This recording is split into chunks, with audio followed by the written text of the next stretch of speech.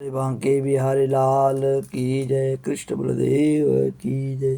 पुरुषोत्तम मास की जय। पुरुषोत्तम महात्म्य की जय। बंसी विभूषित कराधरणी हृदाभा पीताम्बराधरण बिंबबलाधरुष्ट पूर्णेन्दु सुंदर मुखारविंद नेत्रा कृष्णात् परं किमपि तत्त्वमहं न जानामि। कृष्णाय वासुदेवाय हरे परमात्मने प्रणतक्लेशनाशाय गोविंदाय नमो नमः। 18वां अध्याय पुरुषोत्तम महात्म्य। इस तरह उस ब्राह्मण के विलाप को सुन करके दसों दिशाओं में गरजता हुआ मेघ बादल आया।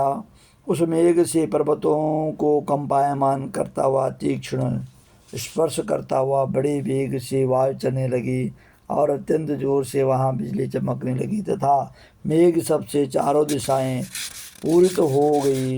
इस तरह एक मास तक ऐसा जल वर्षा की सारी पृथ्वी जल में डूब गई, परंतु वह ब्राह्मण पुत्र शोक की अग्नि से तपे हुए उस ब्राह्मण को कुछ भी मालूम न हुआ। न उसने पानी पिया न भोजन किया। पुनः पुनः इस तरह पुकारते हुए उसको सारा मास व्यतीत हो गया। वह मास श्री कृष्ण भगवान का प्रिय पुरुषोत्तम मास था।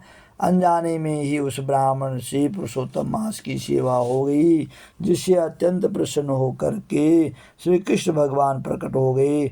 उस समय मेघ वर्षना बंद हो गया। फिर उस ब्राह्मण ने श्री कृष्ण भगवान को देखकर शीघ्र पुत्र को पृथ्वी पर रख करके स्त्री सहित भगवान श्री कृष्ण के चरणों में दंडवत प्रणाम किया। हाथ जोड़कर श्री भगवान श्री कृष्ण के आगे बैठ गया।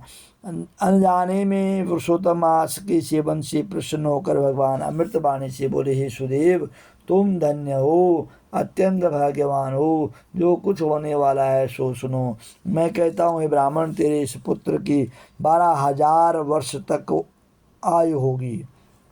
हे दुर्योत्तम, तेरे को सुख देने वाला होगा, इससे कोई संदेह नहीं।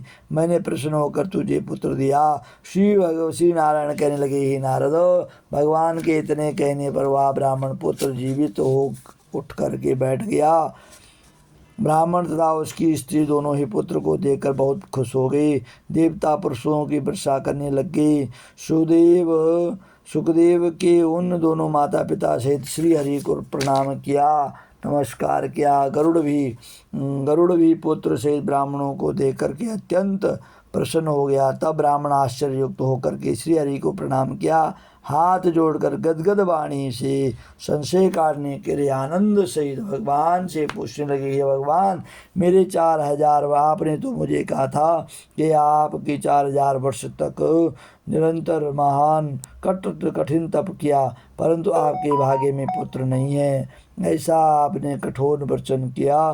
तो उस वाक्य का उल्लंघन कैसे आपने किया जो आपने पहले कहा था कि आपके 7 जन्मों तक आपके भाग्य में संतान नहीं। अब आपने मेरे को 12,000 उम्र के बालक को दे दिया, ऐसा कैसे हुआ, यह मैं जानना चाहता हूँ। यह कथा आगे आएगी। बोले पुरुषोत्तम मास की जय। पुरुषोत्तम महात्म्य की जय। हर हर महादेव।